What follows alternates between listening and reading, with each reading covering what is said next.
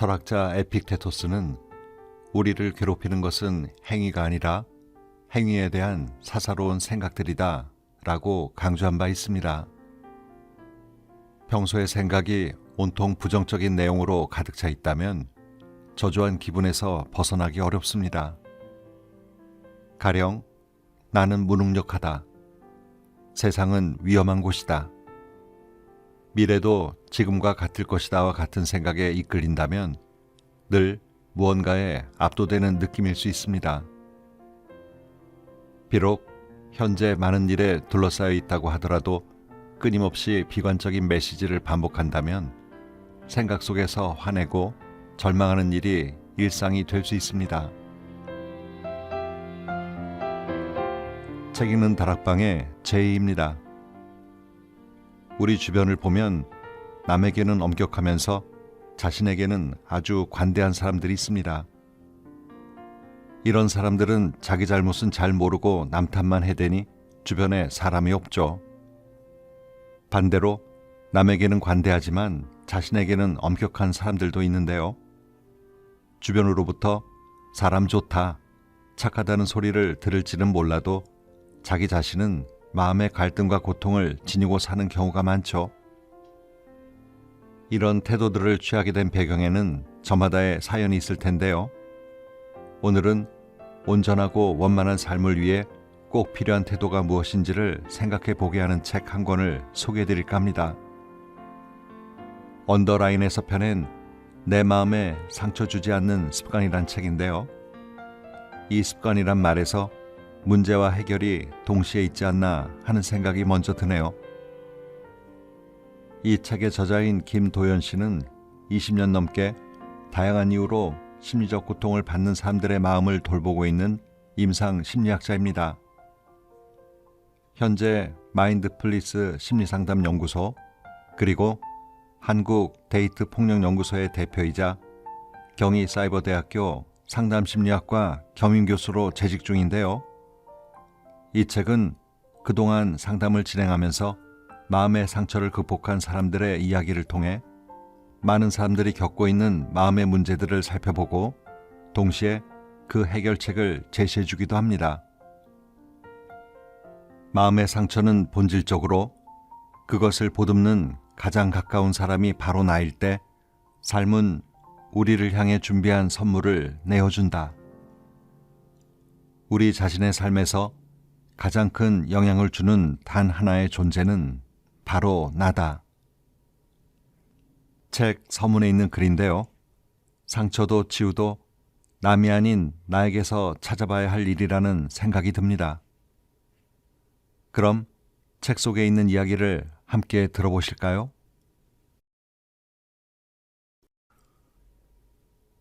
나에게 공감해야 하는 이유. 어릴 때 한 번쯤은 거센 비바람이나 사나운 폭풍우를 경험해 보았을 것입니다. 만일 이때 공포나 두려움을 느꼈다면 놀란 감정은 그대로 기억에 남아 어른이 된 후에도 유사한 상황에서 불안을 크게 느낄 수 있습니다. 이처럼 우리의 경험 중 일부는 당시의 감정이나 신체 감각이 처리되지 않은 채 기억에 남아 현재의 삶에 영향을 줍니다. 일상에서 심리적으로 큰 충격을 받을 만한 사건을 겪으면 과거의 일 중에서 이와 유사했던 기억이 떠오릅니다. 가령 친구에게 배신을 당한 기분이 들면 어린 시절 가까운 친구로부터 겪은 비슷한 사건이 기억나는 경우이죠.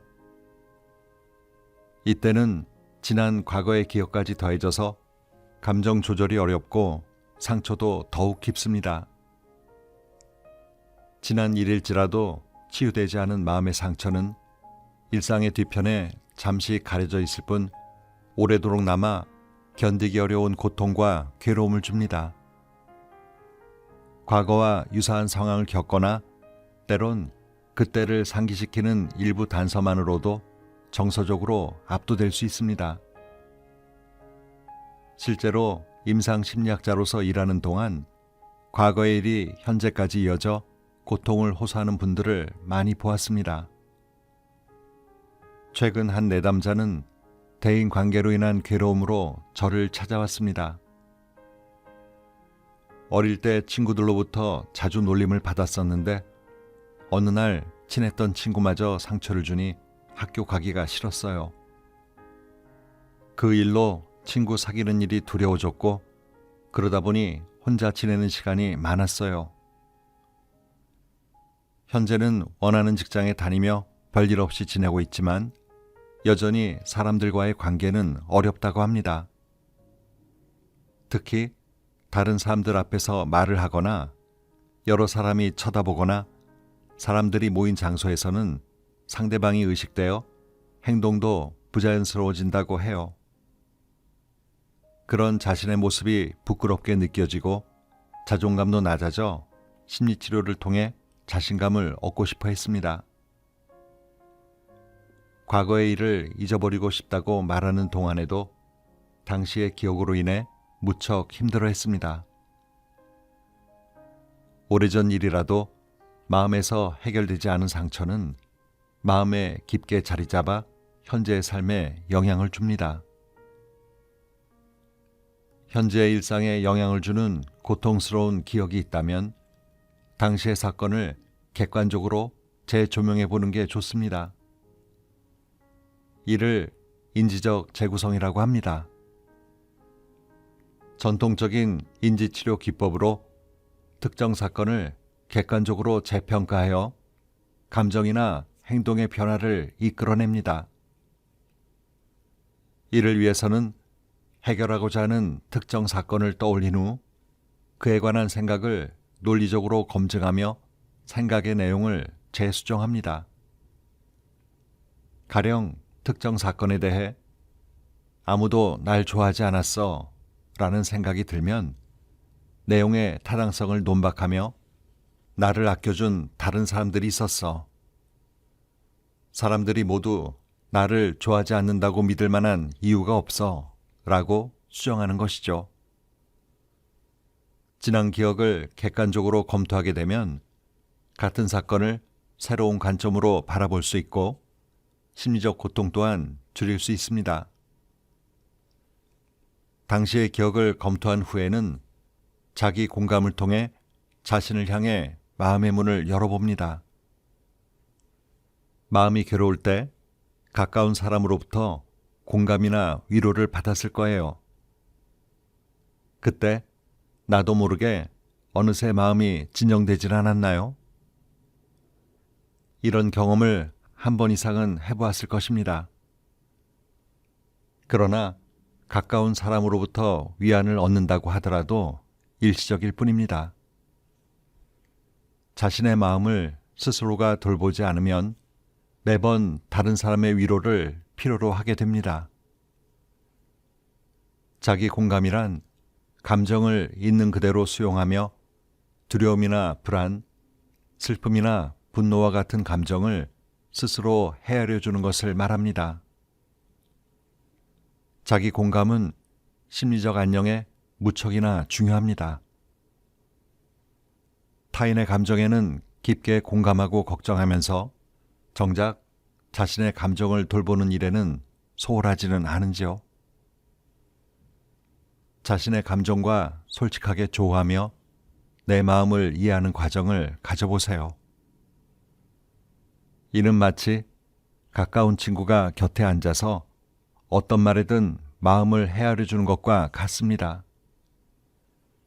다만 이제는 나 자신이 그 역할을 해내는 것이죠. 먼저 자신에게 다가오는 모든 감정을 온전히 느끼세요. 그때 느끼는 어떤 감정이라도 비난하거나 나무라지 않은 채 있는 그대로 인정해 주세요. 그런 후에는 마음이 힘들 때 좋은 친구가 곁에서 위로하듯이 자신의 마음을 알아주며 따뜻한 말을 건네어 보세요. 어떤 말이든 평소 다른 사람에게 하는 정도의 위로면 충분합니다. 가까운 타인을 대하듯이 자신을 대해주세요. 자신에게 마음을 열고 다가갈 때 그 순간 치유는 시작됩니다. 판단하는 마음 내려놓기. 우리가 일상을 지금보다 더 단순하게 보고 느낀다면 어떤 변화가 일어날까요? 다른 사람의 말이나 행동의 의미를 찾아 나서지 않은 채 눈에 보이는 그대로 받아들인다면 말이에요. 우리에게는 저마다 오래도록 자리한 뿌리 깊은 마음의 습관이 있습니다. 감정이나 행동에 영향을 주는 정신적 습관은 시간이 지나는 동안 단단해져서 쓸데없는 관념과 집착을 만들어냅니다.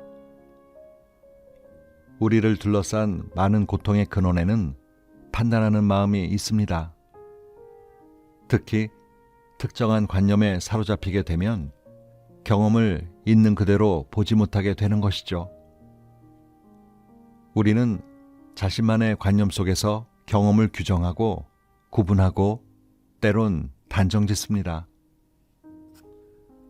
자신이 믿고 있는 생각 때문에 커다란 슬픔과 두려움에 사로잡히기도 하지만 그 힘이 강해지면 경험으로부터 배우고 성장하기 어렵습니다. 판단하는 마음은 어린 시절부터 학습되어 온 영향이기도 하고 자기 보호나 적응을 위해 발달된 정보 처리 양식이기도 합니다. 다만 모든 일을 판단하려 든다면 삶의 참모습을 제대로 파악하고 이해하는 지혜가 부족해집니다. 판단하는 마음이 앞선다면 내 상황은 실제로 문제가 없는데도 자신의 관점으로 볼 때는 늘 문제로 보여 괴로움이 생깁니다. 다른 사람을 대할 때도 이미 정해진 틀 안에서 그 사람을 비교하고 평가한다면 진정으로 누군가를 이해하기가 어렵습니다. 세상 일에도 이와 같다면 삶을 향해 나의 뜻대로 움직여야만 한다고 요구하는 것과 같습니다.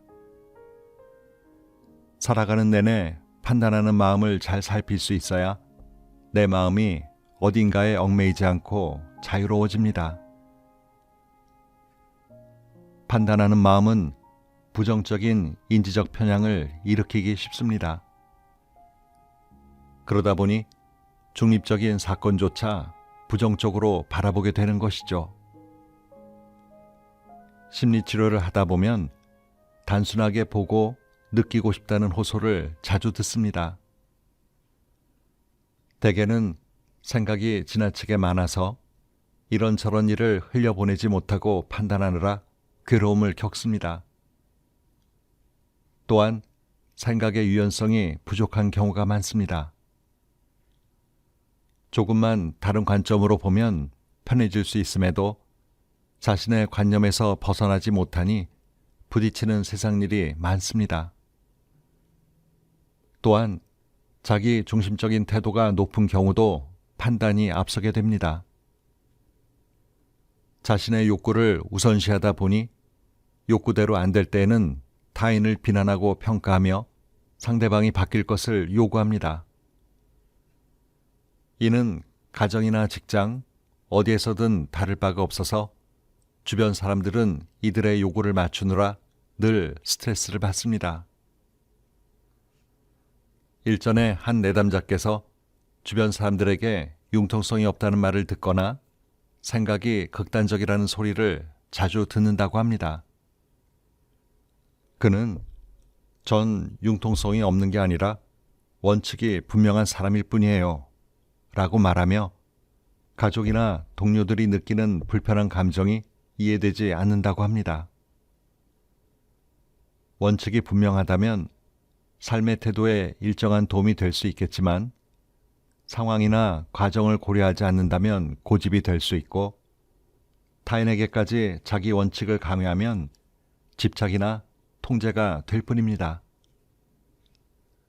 자신만의 원칙에 의존하여 타인을 평가하거나 특정한 행동을 요구한다면 늘 불편한 관계나 갈등이 계속되겠죠. 판단하는 마음이 습관이 되면 상대방의 감정이나 행동을 이해하거나 공감하기 어렵고 대처 능력도 떨어집니다. 자녀와의 의사소통에서 잦은 갈등이 생겨 클리닉을 찾은 내담자는 자녀에게 자주 듣는 말이 엄마는 내 마음을 이해하려고 하지 않고 늘 잔소리만 해 였습니다. 그런데 내담자의 눈에는 자녀의 행동이 매사 부족해 보여서 간섭할 수밖에 없다고 합니다. 며칠 후 자녀와 면담을 해보니 어릴 때부터 우리 집은 늘 엄마의 생각이 중심이었어요 라고 말하며 자라는 동안 항상 오늘은 또 어떤 지적을 받을까? 또 엄마한테 혼나겠지 라는 생각에 사소한 일에도 긴장하며 불안해했다고 합니다.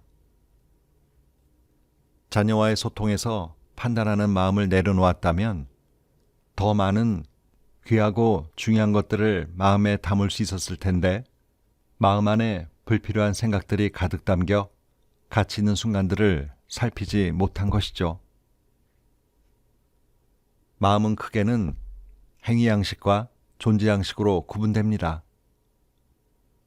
행위양식이란 자동적이고 습관적인 처리 방식을 말하는데요. 스스로 의식하지 않으면 정신적 습관이 이끄는 대로 생각하고 행동할 수 있습니다. 그렇다면 존재양식이란 무엇일까요?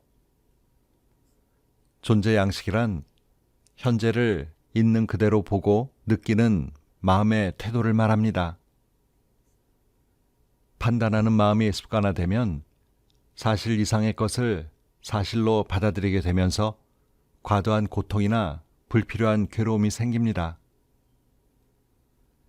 현재를 있는 그대로 경험하는 존재 양식으로의 전환은 언제든지 가능하며 쉽고 간단합니다.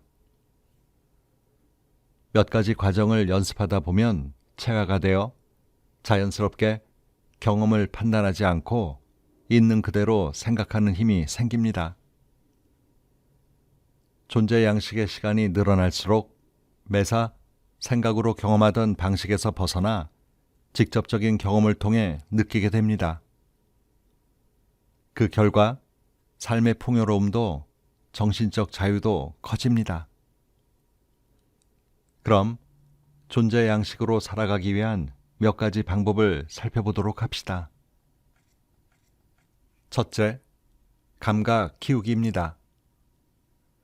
치우치는 마음에서 벗어나 생생하게 깨어있는 의식을 느끼고자 한다면 한동안은 감각을 통한 자각을 증진하는 활동을 늘려보세요. 하루에 여러 번 오감을 통해 들어오는 자극에 주의를 기울이며 그때 느껴지는 감각을 중심으로 인식합니다. 가령 걷는 동안의 몸의 움직임, 공기와 바람이 피부에 닿는 느낌, 차를 마시는 동안의 맛 등의 감각에 주의를 기울입니다. 직접적인 경험을 알아차리다 보면 이전과는 달리 일상이 새롭게 인식될 것입니다. 둘째, 있는 그대로 바라보기입니다. 판단하는 마음을 다루고 싶다면 경험을 바로 보고 느끼고자 하는 마음가짐이 필요합니다. 즉, 자신의 경험을 있는 그대로 보고자 하는 의도가 필요합니다. 다른 사람과 이야기를 할 때는 자신의 관념에서 벗어나 상대방을 경청하며 그 경험을 있는 그대로 보세요.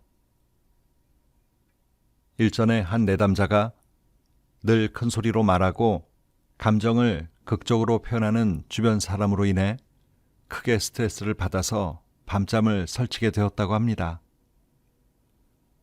내담자는 상대방의 말이나 행동을 떠올리며 오늘도 마주할 텐데 너무 화가 난다 라고 생각하니 더욱 감정이 커지더랍니다. 그러나 이제는 상대방의 태도를 단순하게 인식하며 목소리나 감정 표현이 크네 정도로만 생각하고 이내 해야 할 일에 주의를 두며 크게 신경을 쓰지 않는다고 합니다. 이후로도 판단하는 마음이 삶의 괴로움이 된다는 깨달음을 지켜가면서 가능한 한 있는 그대로를 보고 느끼고자 노력한다고 합니다. 셋째, 판단하는 마음 관찰하기입니다. 마음속에서 일어나는 판단이나 평가를 관찰해 보세요. 생각의 내용을 살펴보면서 무엇이 나를 이끌고 있는가? 내 마음에 무슨 일이 일어나고 있는가? 라고 질문해 보아도 좋습니다. 자신의 삶에 도움이 되지 않는데도 단지 옳다고 여기는 것을 고집하고 있지는 않은지 살펴봅니다. 또한 부정적인 평가에 빠져 있는 것이 과연 삶에 생기와 활력을 주는지도 살펴보세요. 이러한 생각에 머무는 동안 감정이나 신체 감각이 어떠한지 관찰해 보도록 합니다. 판단하는 마음을 받아들일수록 내 마음에는 걷잡을 수 없는 폭풍이 몰아칠 것입니다. 그러니 자주 내 마음 안에 자리한 판단하는 그 마음을 관찰해 보세요. 넷째, 경험을 기술하기입니다. 일어난 일을 판단하지 않고 기술하는 생각 습관을 들이는 것입니다. 이 연습은 매우 간단히 시작해 볼 수 있습니다. 마치 산책을 하며 바람이 시원하다, 햇살이 눈부시다와 같이 사실 중심으로 인식하는 것이죠. 일전에 한 내담자가 남편에 대한 불만을 말하며 주말에 기다리던 수업이 있어서 아이들을 부탁했어요. 그런데 현관 앞에서 좀 웃어주면 될 텐데 그냥 무표정하게 다녀오라고 하는 거예요. 그리고 수업 중간에 아이들과 노는 사진을 계속 보내는데 무슨 생색을 이리 내는지 모르겠어요. 너무 화가 나요. 라며 지난 일로 여전히 마음이 편치 않다고 합니다. 그런데 이 상황을 가만히 살펴보면 내담자의 화의 근원이 판단하는 마음에서 비롯되었다는 것을 금세 아실 수 있을 거예요. 사실 그대로만 느꼈다면 주말 수업을 마음 편히 듣거나 혹은 고마운 가족이란 생각까지 들면서 기분이 좋았었을 텐데 무표정한 생색을 내는 이라는 내용으로 인해 감정이 일순간 화로 변해버렸어요. 사실 중심으로 기술해보는 연습이 왜 중요한지 느껴지시죠? 자주 연습하다 보면 별일 아닌 일을 별일로 키우지 않게 됩니다.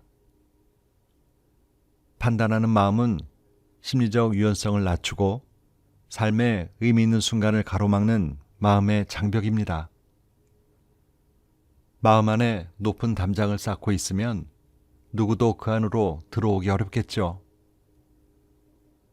습관적인 판단을 내려놓는다면 다른 어떠한 결과를 만들게 될까요? 오늘 하루 여러분의 판단은 무엇이었나요? 마음이 괴로움에 물들지 않게. 모든 살아있는 대상에게는 고통이 따를 수밖에 없는 필연적인 사실이 있습니다. 그렇기에 우리에게는 고통 없는 삶에 대한 근원적인 갈망이 늘 존재합니다. 고통을 피하고자 하는 마음은 인간의 기본적인 욕구입니다. 우리는 행복이나 존중, 소속감, 사랑과 같은 자기 실현적 소망이 있기에 상응하는 고통을 느끼는 것이죠. 이에 소망 욕구가 실현되지 않는 것에 대한 불안을 느끼고 기대와는 다른 일을 회피하고자 하는 마음이 듭니다. 그러다 보니 어느새 어떠한 고통도 느끼고 싶지 않다라는 신념이 의식에 자리한 채 삶을 지배합니다. 고통에 대한 회피를 무조건 문제 삼을 수는 없지만 지나치면 싫지 않은 고통을 마주하기 어렵고 결국 달아나거나 막아서기 위해 온통 신경을 쓰게 됩니다. 이는 오히려 고통에 대한 감내 능력을 떨어뜨리게 되죠. 왜냐하면 고통을 헤쳐나가야 얻을 수 있는 다른 소중한 경험을 만날 수 없을 테니까요. 가령 의외의 조력자를 만나는 행운도 자신의 잠재력이 드러날 기회도, 경험을 통해 배울 수 있는 지혜도 얻지 못할 수 있습니다. 고통은 삶의 일부입니다. 고통에 대한 이해는 개인마다 다르겠지만 이미 존재하는 삶의 법칙인지라 수용하는 마음과 마주할 수 있는 용기가 필요합니다. 고통이 없기를 바라며 지내기보다는 언제든 고통이 있을 수 있다는 개방적인 태도가 삶을 자유롭고 유연하게 만듭니다. 만일 고통을 끔찍하게 여겨 나에겐 아무 일도 일어나지 않기를 바라라는 바람으로 살아간다면 자신의 신념이 오히려 삶의 불안과 두려움을 키우게 될 것입니다. 나아가 고통에 대한 두려운 마음은 괴로움을 만들어 또 다른 고통의 짐을 짊어지게 되는 악순환이 될 것이고요. 고통에 대한 성찰이 어떠한가에 따라 괴로움이 커지기도 하고 받아들일 수 있는 힘을 얻기도 합니다. 그런데 고통과 괴로움은 그 성질이 다릅니다. 괴로움은 고통에 대한 거부나 저항에서 비롯되는데요. 그렇기에 마음 안의 괴로움이 과연 어디서 왔는가를 잘 살펴볼 필요가 있습니다. 고통을 받아들인다는 말이 무척이나 불편하게 느껴질 수 있습니다. 받아들이는 과정에는 괴로움이 일정 수준 존재하니까요. 다만 받아들이는 괴로움을 맞이하게 되면 벗어나는 즐거움도 얻게 됩니다. 고통을 피하려고만 한다면 자신을 따라다니는 불안, 염려, 두려움, 혼란, 걱정 등은 더욱 커져서 마음의 괴로움도 깊어질 것입니다. 고통을 어떻게 보는가에 따라 괴로움은 달라질 수 있습니다. 고통은 삶에서 피할 수 없는 부분이지만 괴로움은 내 마음에서 비롯됨을 잊지 마세요. 다만 고통을 마주하는 괴로움은 자유를 줄 것이고 고통을 피하려는 마음은 더 큰 괴로움을 낳을 것입니다. 고통을 피하려는 갈망을 내려놓고 삶에서 일어나는 일을 거부하지 않을 때 우리는 슬픔의 한가운데에서도 자유를 얻을 수 있습니다. 삶의 슬픔을 외면하지 말고 마음을 열어 용기 내어 마주해 봅니다. 고통이 없기를 바라는 마음이 괴로움의 원인이 됩니다. 삶의 문제에 의연하게 마주서서 할 수 있는 일을 해가면서 고통과 함께 한 발짝씩 앞을 향한 걸음을 떼어보세요. 나아가 자신을 비난하거나 삶을 원망하지 마세요. 비난이나 원망은 우울과 분노의 감정을 일으키니까요. 이때는 마치 안개에 휩싸인 듯 앞이 보이지 않는 절망감을 느낄 수 있습니다. 아무리 옳다고 여기는 분노일지라도 비난이나 원망은 문제를 악화시킬 뿐입니다.